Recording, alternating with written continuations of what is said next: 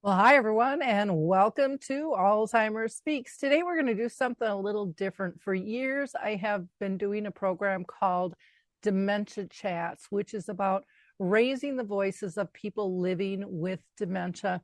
Those have always been video interviews. They're on Alzheimer Speaks YouTube channel on a specific playlist. They are listed on alzheimerspeaks.com, which is our main website, under our free educational resources. But I've decided I'm going to start folding those into the radio show because they are loaded with information. So this show is going to be about people who have been living well with dementia over 10 years, some of them 20. So you will hear from Craig Hanke, Ginger Smith, Harry Urban, Laurie Scherrer, Jennifer Bute, and Truthful Loving Kindness. You will hear about when they got diagnosed, how their diagnosis has changed over the years, and how they are living life well with their form of dementia. So I know you're going to learn a lot from them. So feel free to pass this one along. And with no further ado, we'll get started with that show.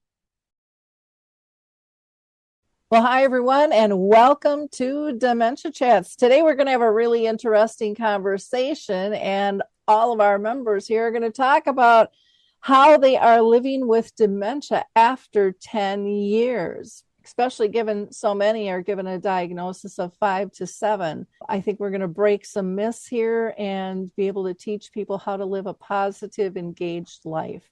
My own mother lived with dementia for 30 years.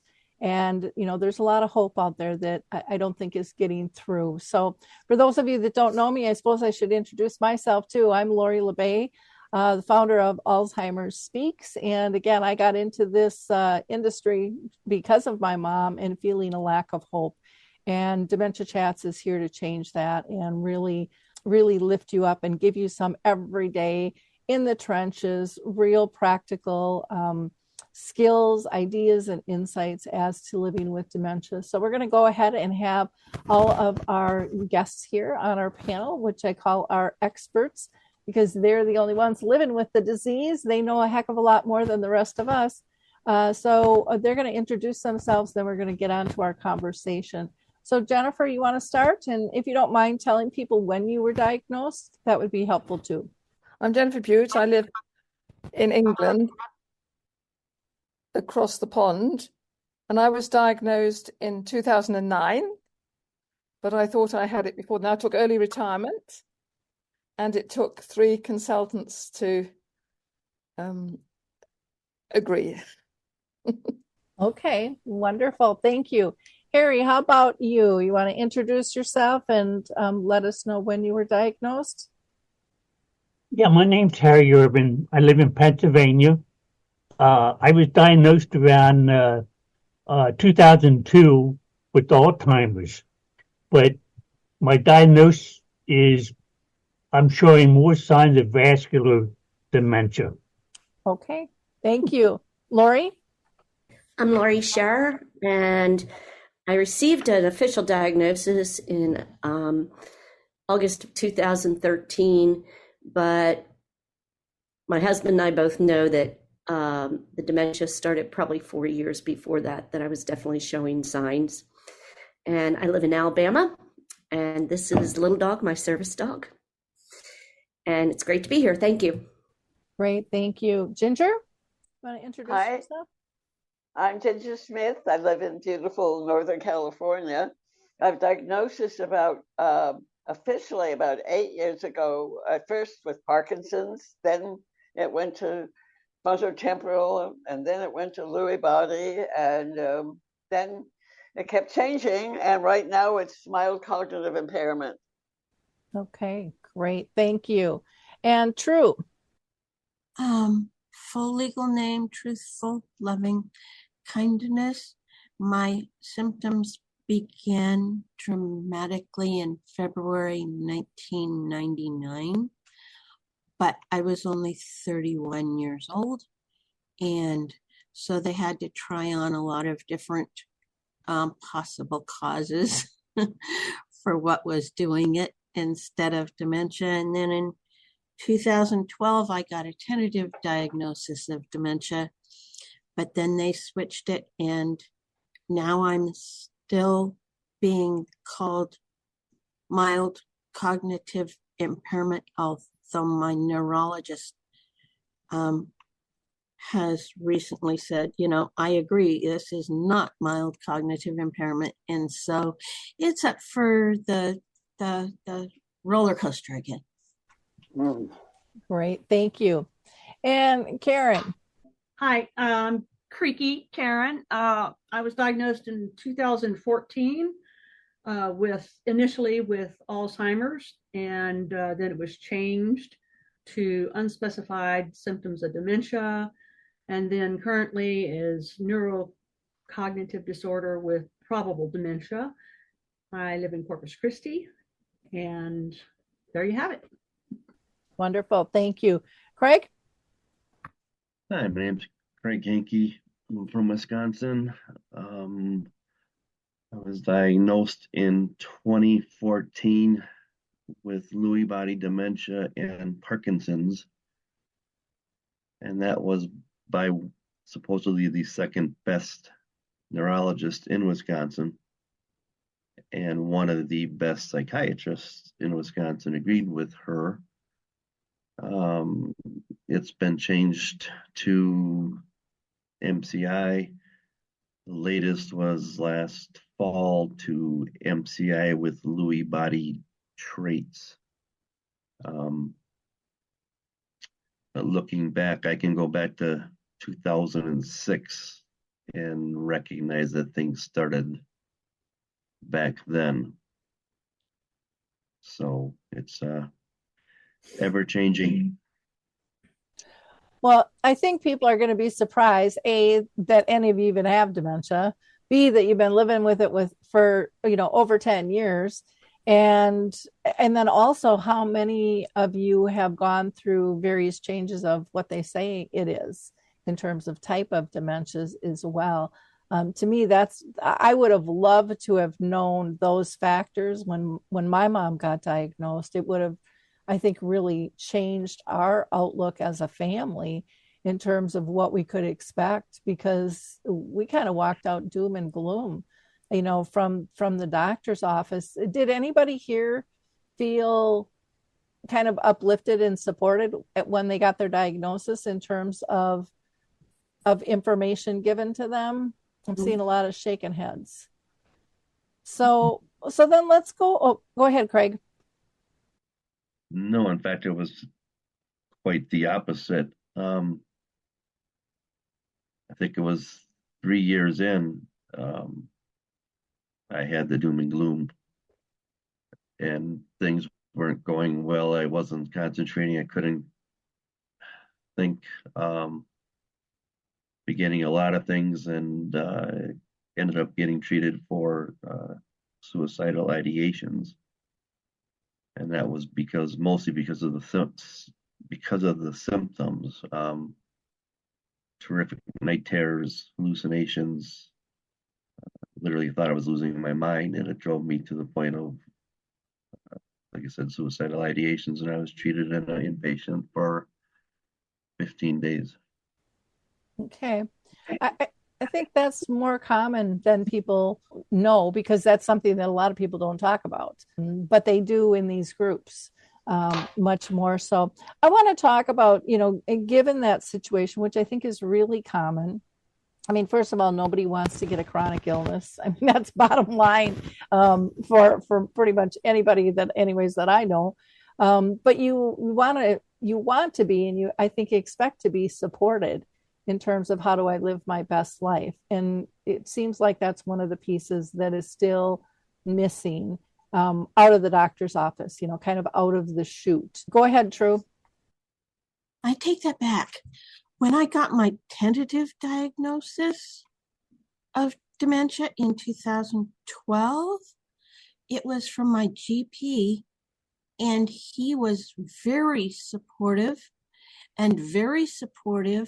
of me attending chat groups. And in fact, it got to where he would say, well, I'm thinking about this medication. Why don't you talk to your friends that have had dementia, especially Lewy body symptoms, and find out how they have responded with this medication. And then we will go ahead and put it into action if others have had a positive experience with it. So in that way, my GP was very definitely supportive. Well, that's good to hear. Jennifer? Well, I was thrilled to bits when I got a diagnosis because I believed at long last someone believed me. And I was an educator before, involved in medical education. So when there was nothing out there to help me, it was a stimulus to me to do something about it. So I was very grateful because that helped me.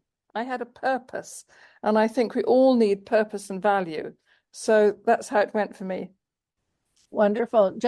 Ginger? Yeah, hi. One of the things we have is called anosognosia. I'm not pronouncing it right, but we don't realize what we have.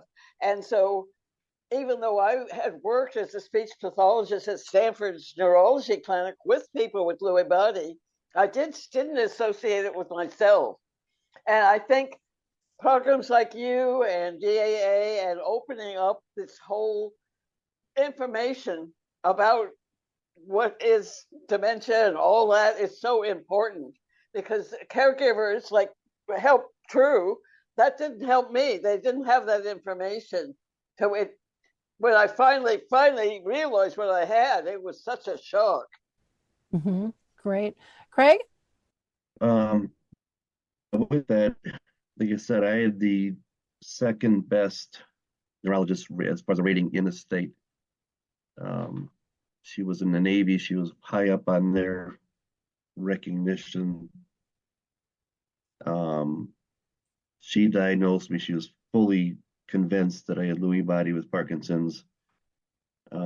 Switched insurance companies, had to see a different neurologist. And I told him that in 2006, I was a pattern maker in a foundry, and I was making patterns that cost hundreds of thousands of dollars. And I would make it would be absolutely correct, but it would be completely backwards. So this neurologist said, you don't have dementia, you have dyslexia. Didn't agree with that at all because there's many other symptoms with that. So saw another neurologist, and he went back to the Lewy body without the Parkinson's. So in a way, it's good to find out what you have, but it can also send you all these mixed signals about what do I really have and what should I be doing, and then it give you medications that aren't really for the type of dementia you have, or work the opposite of what they're supposed to do. Okay. That's good to know. Harry? Times have changed. When I was diagnosed, I was one of the ones that the doctor gave me a pamphlet and says that the test came back indicating I have Alzheimer's. Here's a prescription, and I'll see you in 6 months. Okay, well, when I left that office, of course I thought the worst. But times have changed. Like I said, now people that are diagnosed, they have people like us speaking out and telling them that, yeah, you have a degeneration of your brain, but you still have a life. You still have a life to live, and it's up to you how you live it. Now you can succumb to your disease, and who knows how long you have. Like, I had diabetes. Okay, I have asthma that sent me to the hospital twice. I have high blood pressure. I have so many other different diseases that contributes it. So somebody can't say to me, how long do you think you have? Well, if I'm having an asthma attack, I would say hours, but on a good day, so the time frame doesn't mean nothing to me. Really about living every day. Well, let's talk about, what do you think you have incorporated into your life to, get past that 10-year mark? What types of things have really helped you live well? And I'm going to go to Laurie first. Thank you, Laurie. Wow. To me, when I was diagnosed, the doctor said you've got early onset Alzheimer's and FTD. And I said, well, what about my career? And he turned to my husband, not even me, and he said, get her affairs in order, spend as much time with her friends and family as you can now, and come back and take these pills and come back in 6 months and let's see how much she's progressed. Well, in October, that was 10 years ago. And I have a lot of challenges. I have a lot of limitations, but I still recognize my family most of the time, and I'm living a wonderful life. And to me, I do a lot of that. Most important thing to me is having a purpose. There's no reason to get out of bed if you don't have a reason to get out of bed. There's no reason to get dressed if there's nothing to motivate you to get dressed.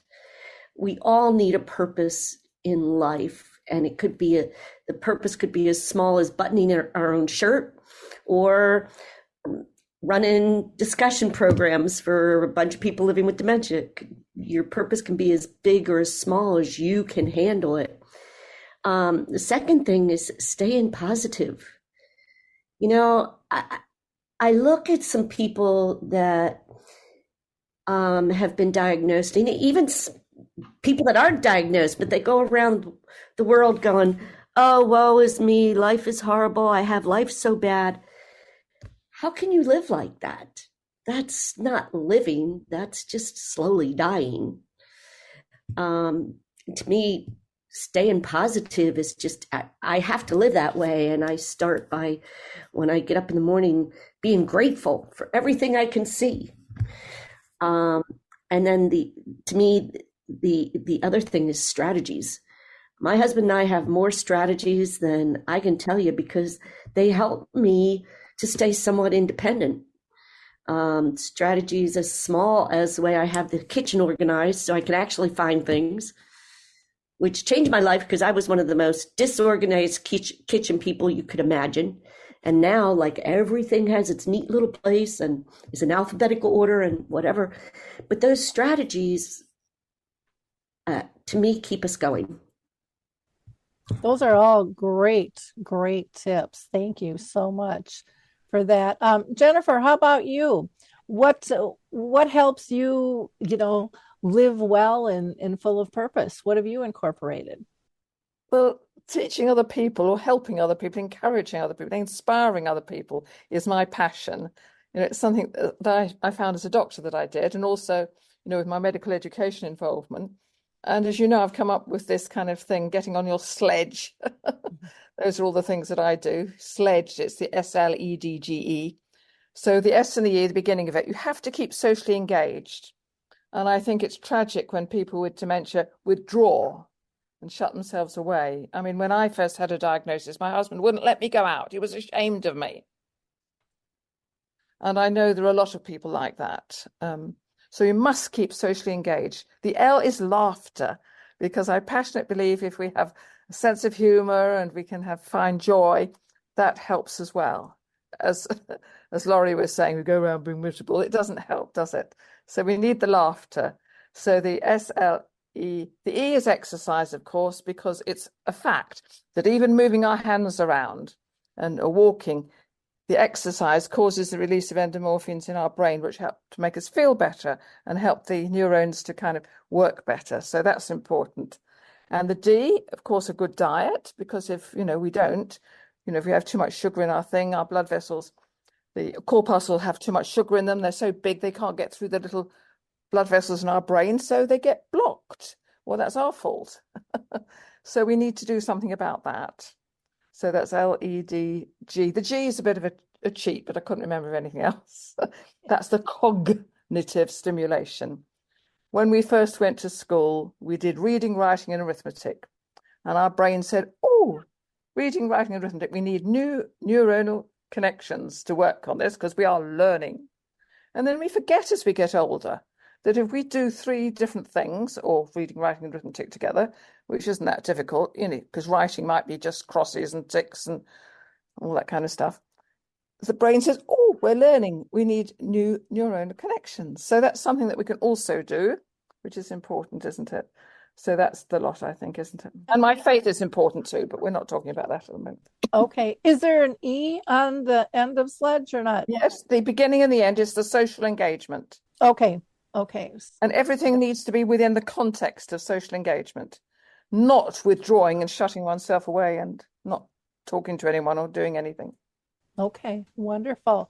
Well, thank you. These are just great tips. I think it's so important for people to understand what can really lift you up, and everything that has been said so far, in my mind, is good for anybody at any age in life, in any stage of life. Ginger, go ahead. And speaking of any age, I'm 86. I could have, said, well, don't just relax and forget the whole thing. I've earned it. But you know what? Just like True, I have a passion too. My passion right now and my purpose is writing my memoir. And I just added about 8 pages of tips to caregivers from the perspective of someone who lived with dementia and can talk about it. Because I can describe why I hated showers, why I thought food was lava. It wasn't because I wanted to be mean.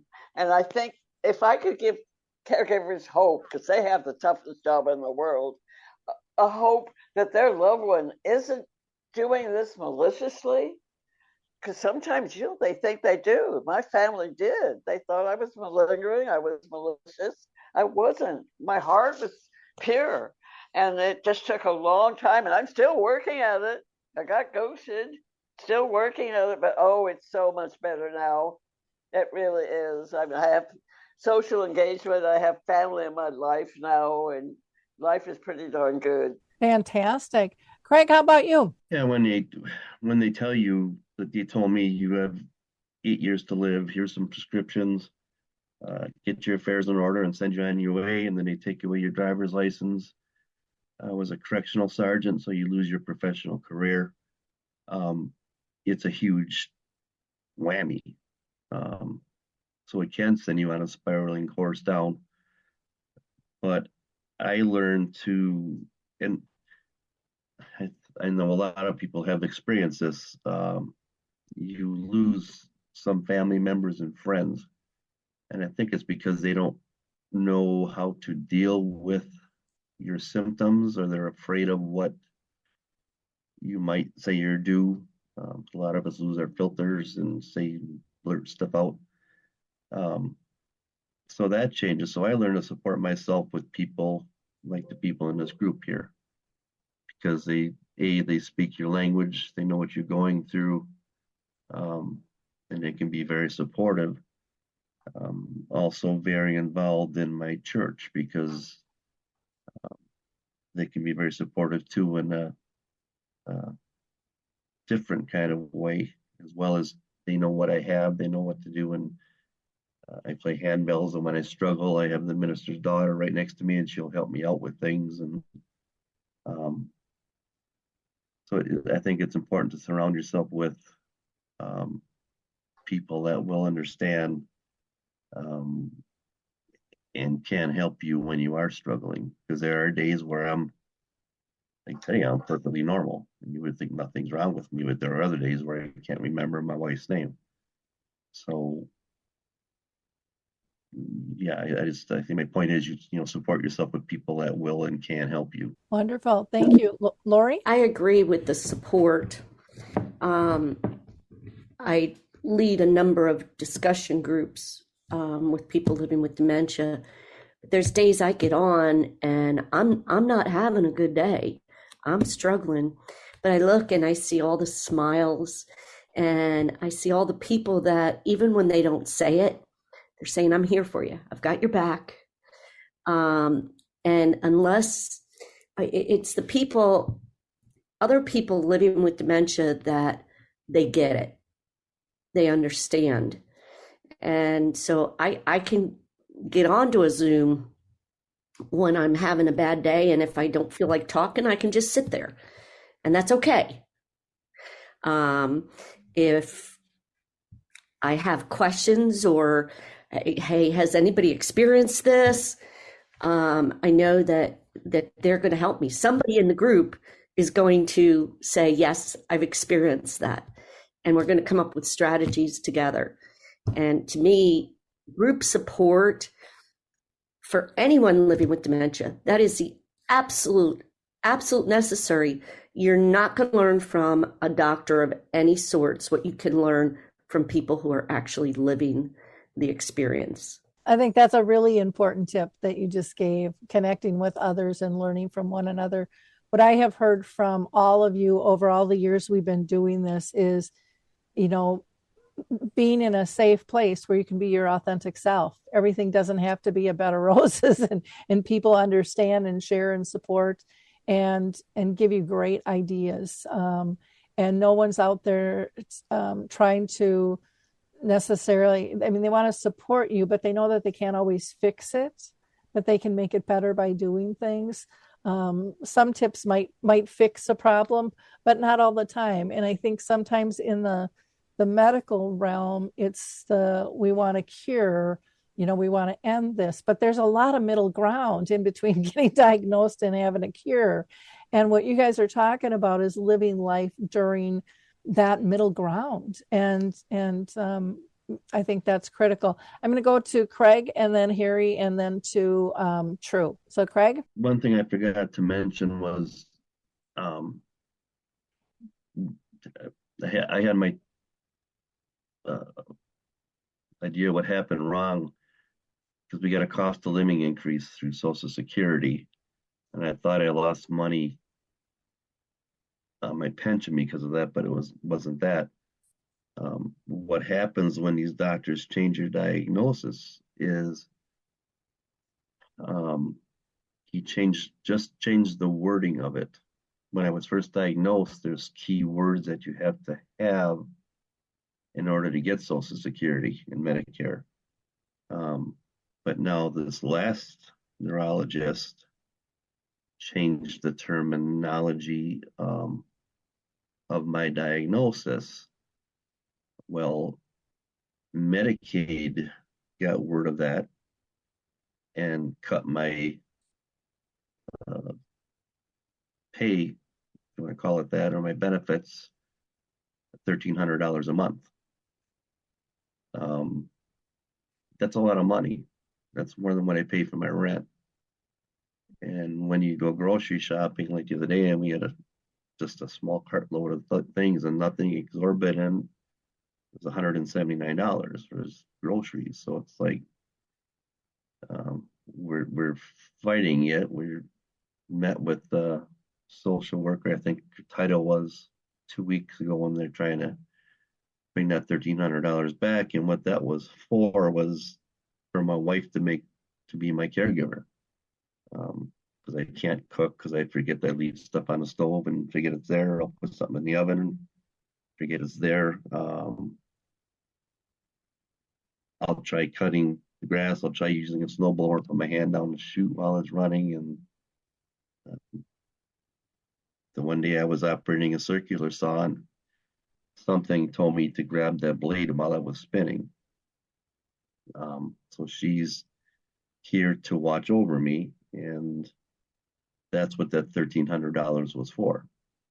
But when the doctor changed one word in my diagnosis, Medicare came in and said, well, yeah, we're cutting your pay $1,300 a month. So these doctors got to be careful. Yeah, that's got to be just devastating. We have to somehow get our healthcare system looking at a bigger level of wellness. that it's not just a diagnosis. I mean, everything is ticked to one thing to another thing, because I'm sure they had no idea that that was going to happen.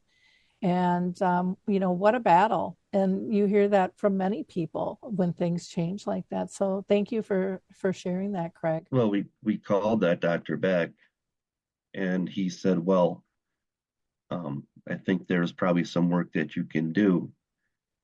And I said, if you look back in my records, the first two neurologists said that you cannot work, because when you're under the pressure of work, any type of work, your symptoms are going to get greater and multiply.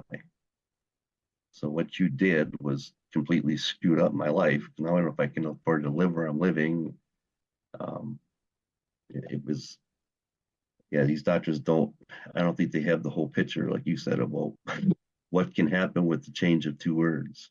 Yep, exactly. Exactly. I'm going to go to Harry next, and then I'm going to go to Creaky. I said I was going to go to True, but True, I'm going to wait because we've heard from you a little bit. We haven't heard from Harry and Creaky yet. So, Harry? You're a good juggler. I'm taking notes. I try to lead my life and my teaching by example. And so many people that gets diagnosed, they think they can't do things.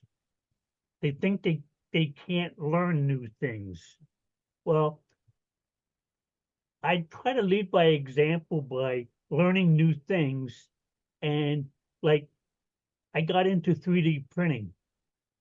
Now, I was a printer all my life, so I know what printing is, but I had trouble.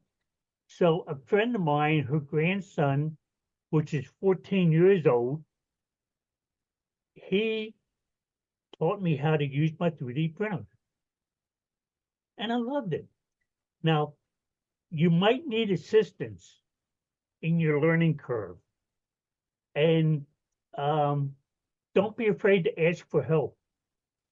Like, here I am, almost 78 years old, and I had a 14-year-old kid show me how to do something.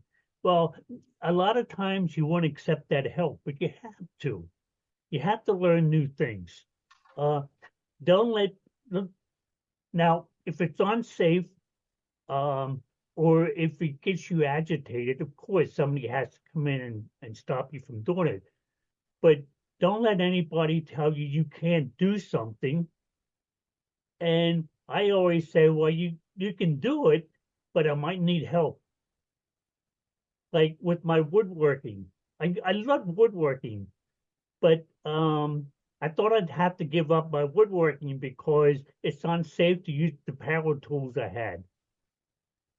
So instead of giving up my love of woodworking, I just modified it. I do smaller things, and I get the same joy out of it. That's why we keep saying your life doesn't stop when you get diagnosed. Actually, my point of view is it's only starting, because if I didn't have dementia, I wouldn't have learned the things in the past 20 years what I know now, because I wouldn't have had the incentive to do it. Well, that's a great point. Great point. Thanks, Harry. Karen? Yes, that's me. Yeah, so hard with words, hard following, but I reread the topic, how I live with dementia after 10 years. And pretty much everybody has said a little of everything that I do. It's not everything, especially the power tools and stuff. But having a purpose is my biggest thing. And the next biggest thing is having gratitude.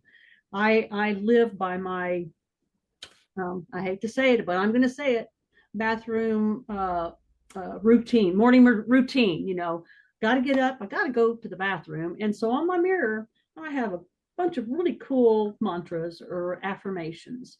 That is how I start the day, period. Every day, 6 a.m.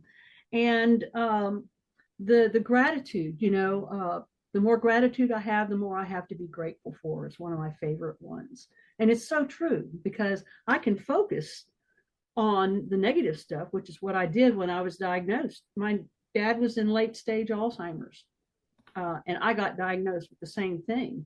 I knew nothing about dementia, knew nothing other than the late stage, the unable to talk, the nursing homes, you're dead kind of thing. And it wasn't until, I don't know how long it took for me to even admit that I had the, problem, was to get into Dementia Mentors.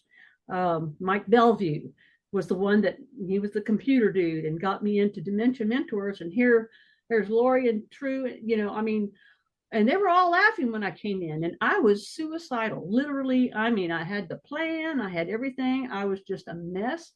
They were all laughing. I'm like, I do not belong here. And they all stopped and they all surrounded me, and I'm still part of that organization. It's just great because there is life after diagnosis.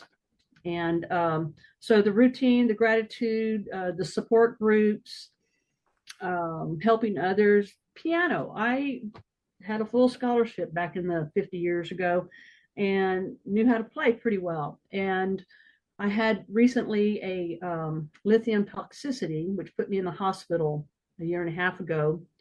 I came out of that in bed and not able to use my cell phone. Worse, I have to write everything down. I didn't know which little cue thing was my button to push where I'm supposed to wake up and eat and all that stuff.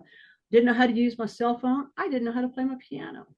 And it's not a miracle or anything like that, but that routine that I had of going to support groups, that routine of listening, I didn't fall in depression. I had this image of, this is nursing home material. That's what my thought was. But then it wasn't like, oh, I'm going to do this and this. I just got back into the routine. And so I'm really grateful for that. Staying in my own hula hoop. I have a tendency, I love helping others and family and but it has to be for the right reason. It can't be, used to when I was growing up, it was for love and attention because I didn't have that. And now it's like, but I also have to remember to love myself.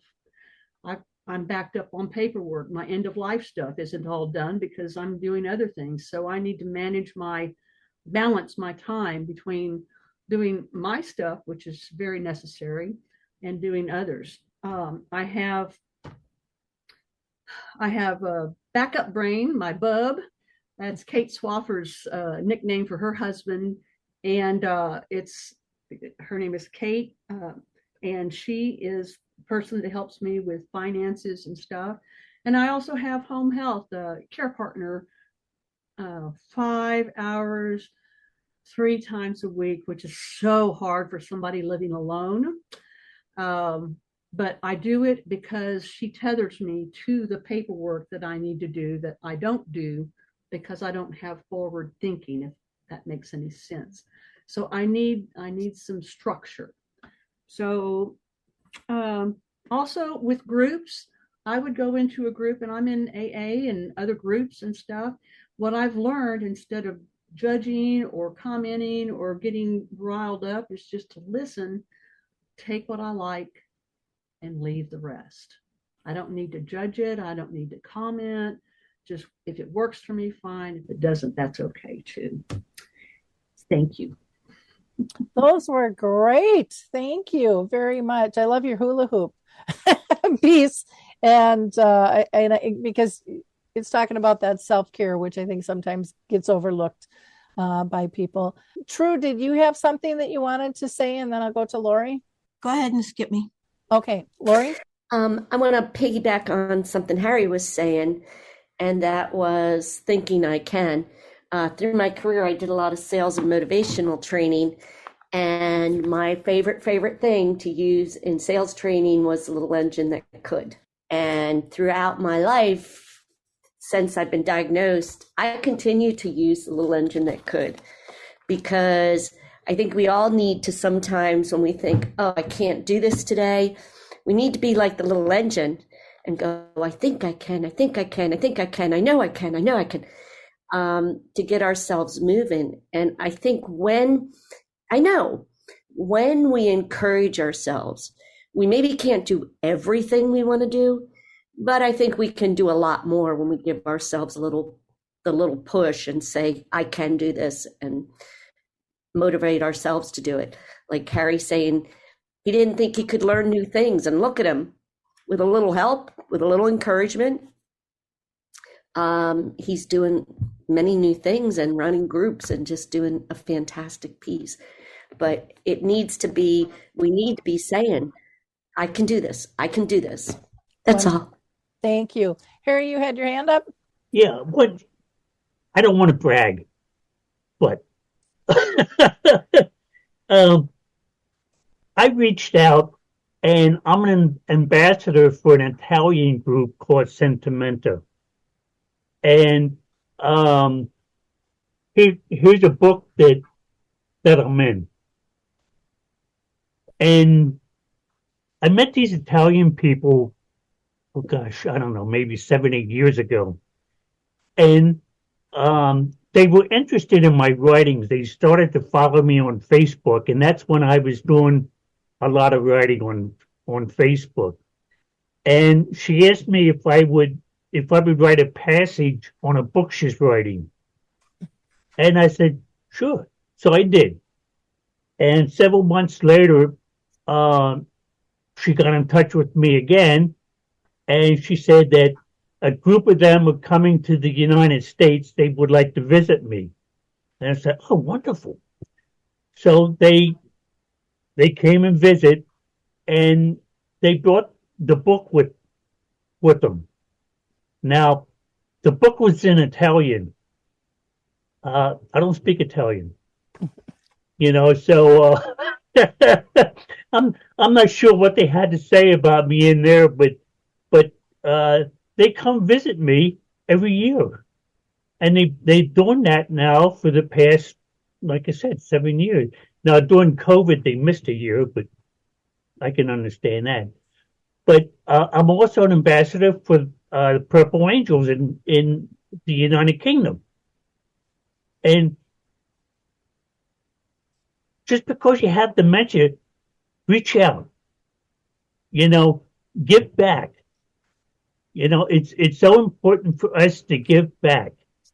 And that's why I try to lead my life by example. I try to help people. My one motto is that whenever I'm speaking, I try to get the message of hope across. That's step one. If you don't have hope,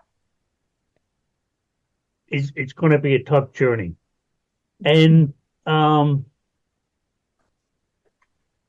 it's amazing.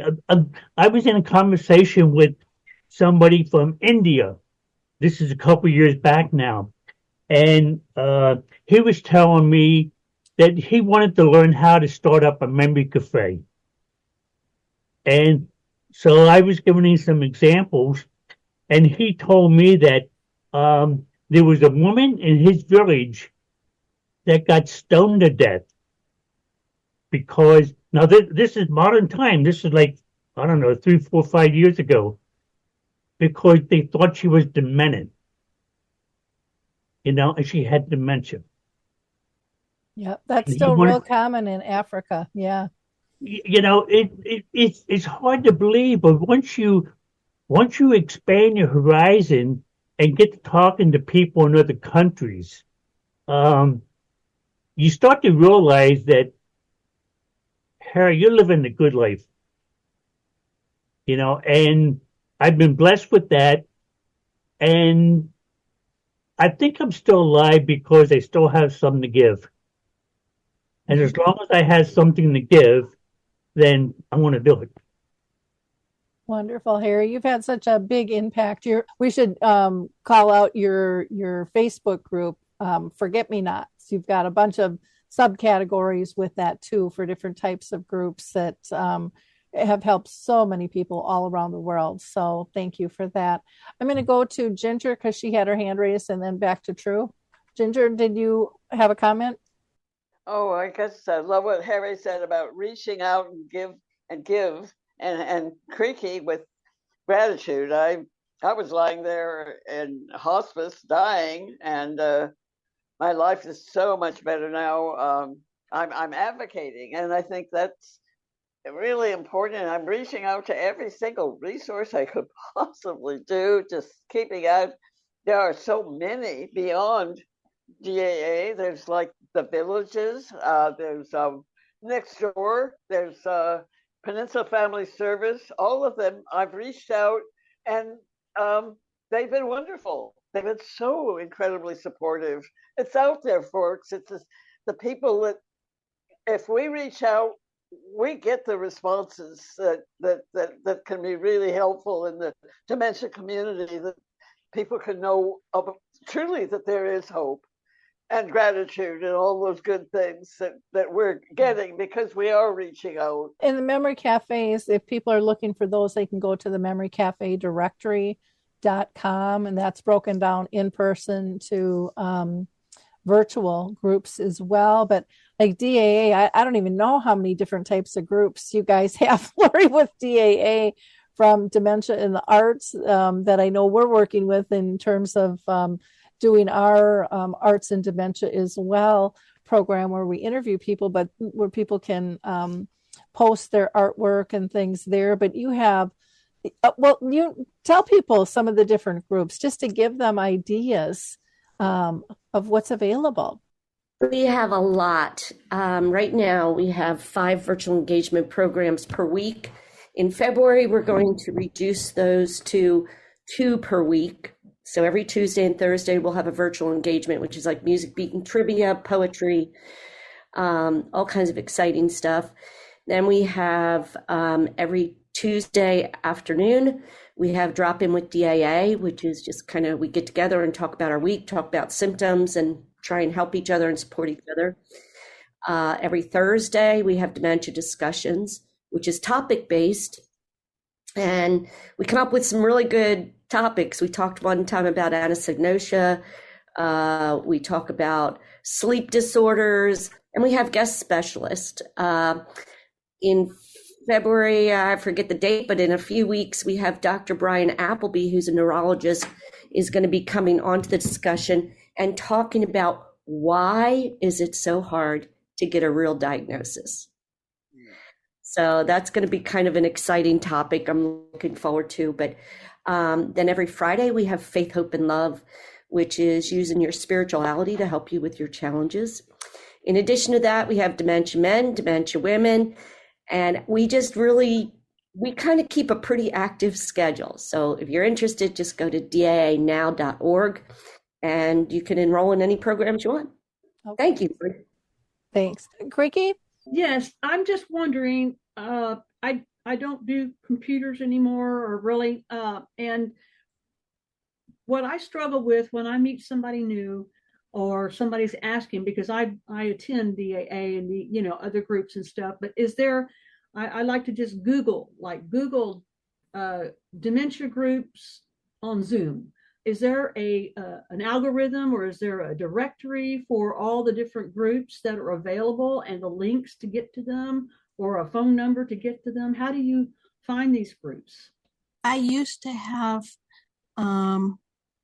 a listing of the ones that I knew of on my blog, but I can't do my blog anymore, so it's not been updated. Right. I'm just wondering, I hear you. I used to love your blogs. I used to read them all the time. Is there a way for a person that's just got diagnosed to go online, and type in available groups? I mean, do we have something like that?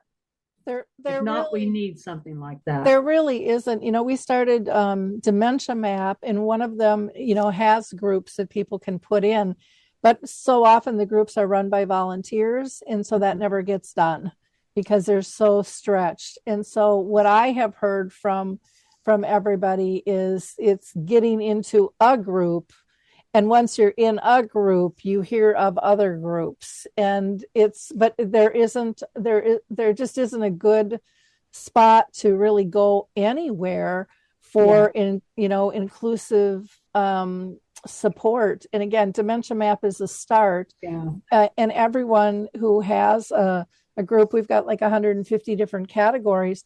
Anyone who has a support can list theirs for free. We vet them and things, but so it doesn't have to be a cost to do that, but it's just directing people to put their information out there so people can find them, because it is extremely difficult. True, you had your hand up, and so did Laurie. It's so far all we've mentioned was groups, and groups can be extremely, extremely important, because being able to see the person move and see their eyes while they're talking, but also some people have a real hard time doing video camera things. And there's books that Jennifer has some books out, blogs. I did a blog for as long as I could. And so there are other formats for being able to access things, projects from people living with dementia. You don't have to have a video camera. Yeah. And also authors, it would be a great resource there too for books. Laurie? To answer Creaky's question, one of the problems is getting on the Google search, and that's very difficult. At DAA, we've tried really hard to get ourselves, so if someone Googles dementia support groups, we pop up. Well, in looking at the way Google has their algorithms, one of the things you need to do is on your main page, you would need to say the words dementia support groups 6 times somehow for that to fall into their algorithm. Well, that's kind of difficult to put on your main page. And and then your other alternative, some of the really big dementia places like the Alzheimer's Association and whatever that have a lot of money to throw around, they're paying Google to keep their name going. Well, most of us are nonprofit and we're totally volunteer, and we just don't have the money to keep paying to do that. So I agree with what Laurie said. I know I learned about DAA because I started writing stuff on Facebook, and Teepa Snow referred me to DAA, who referred me to Laurie LeBay, so I went from Dementia Mentors to DAA to Laurie LeBay, and was involved in DAI for a while. I learned all that through other people telling me about it. And I don't know how we could correct that. Dementia Maps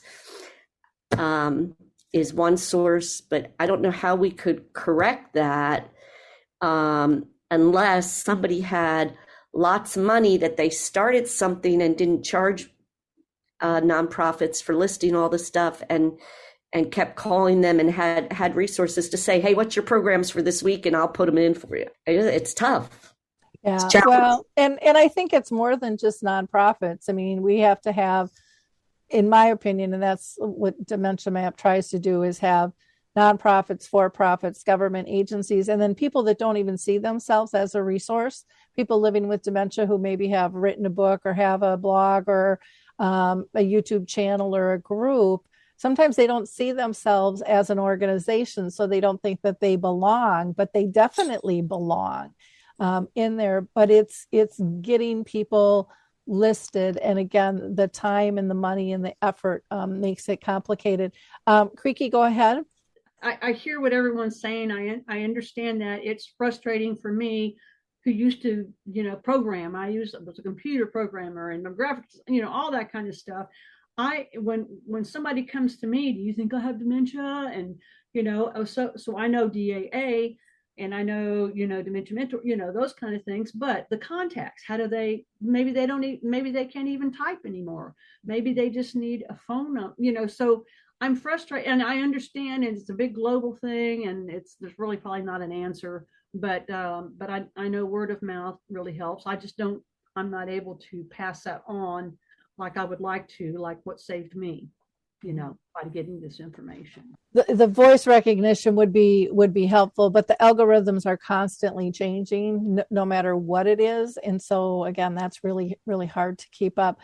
We just need to close up here. So I'm just going to open it up. I know Harry had one last comment. If anyone else does, please raise your hand and it will pull you in, and then we'll call it a wrap. See, the problem we have is a lot of older people don't have computers. Okay, or if they do have them, they don't know how to use them.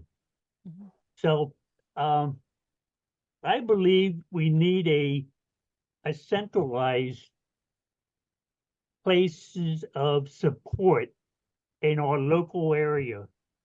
Like, who cares if there's a wonderful memory cafe in Texas, let's say, or California? I can't go there, so I can't be part of that. So I want to know the groups that are locally here in my area. And I think that's what I try to do. I try to get the local memory cafes. Like every time I have a memory cafe, we go over some of the list of the various memory cafes in different cities in our area, because maybe they can't come to my memory cafe at that time of day, but somebody else has one at a different time that they can come to. And that's a great point. And I love that you share. I'm going to go to Jennifer because I know that she has to go, and to see if you had any last comment, Jennifer. No, I just love being here. Thank you so much for organizing us all and getting us all to talk. But I need to go. I live across the pond. It's getting dark, as you can see. Bye-bye, everybody. Bye-bye. Thank you. True? When I started dealing with this, there is no local groups here. I live too rural, and so it was Christine Bryden's books, and then Michael Ellenbogen's book. It was books that brought me in to being able to use doing it on computer, and then being able to access the groups on computer. But there's a lot of people that don't have access to physical groups. I know the libraries are starting to get a lot more involved. And if your library isn't, a lot of them are starting memory cafes. So that might be something to look into too. Creaky? Just real quickly, again, the video, all that kind of stuff. We all have these 1-800 numbers call, or 988, or the suicide lines, and all that kind of stuff. I don't know if could be some kind of deal with, like a 1-800 dementia support, that kind of a thing. And then from that, who runs the database, whether it's, somebody like Alzheimer's or to support that or whatever, but just have one number, and then that can be filtered down to the states or videos or phone calls, or surely there's something they could come up with, because I'm no longer able to give that information. I get all tongue-tied. And so anyway, thanks. Yeah, that is still a difficult one to do, because you've got to feed everything in, and you've got to have the money and the structure to do it. And then it has to be, in my opinion, inclusive. And that's been part of the problem with a lot of different resource directories, is the judgment of what you need, or and I think families need to be able to have that choice. Laurie? I'm glad that Harry has memory cafes around where he lives. Where I live, I haven't yet met a cow with dementia, so, and I am very much in the country. But I also think when I lived in Pennsylvania, the Alzheimer's Association had a dementia group about an hour from me. But the way they treated people with dementia was horrible, because they had the people, the caregivers were in one room actually learning or talking, and the people with dementia were in coloring, or I don't want to be treated like that. So it's important. I mean, first off, you may not have memory cafes or groups near you, but if you do, it's important. If you go to one and you go, I don't like this, don't give up. Don't give up. Try for something different. They're not all the same, and depends on who's running them. Sometimes some of the groups will allow. Some of the groups encourage people living with dementia and their care partners to be together. Other groups will do it, well, half the time you're together and half the time you're not. Some groups understand that us living with dementia are not necessarily uneducated, or we still can understand many times, even when we can't respond, we can understand what's going on. And some groups don't get that. So I guess I'm just saying, if you go to one virtual support group and you don't like it, don't say I don't like this. Try another. If you go to one memory cafe and you don't like it, don't quit there. Keep trying. With that, we're going to wrap up here. What a great conversation. Thank you all for your insights. Oh my gosh, what a wealth of information. So for our audience, be a giver of hope. Like, click, and share this so other people can get some hope, under how people live past 10 years with dementia. And as you can see, they're all living a good life, and they're all purposeful, and they're all giving back. And you can be one of those people too. In fact, you can join us here on Dementia Chats as well. Just reach out to me at Laurie, Lori, at alzheimerspeaks.com. And we will pull you into the group. Thank you all again. Can't wait until next month. Bye now.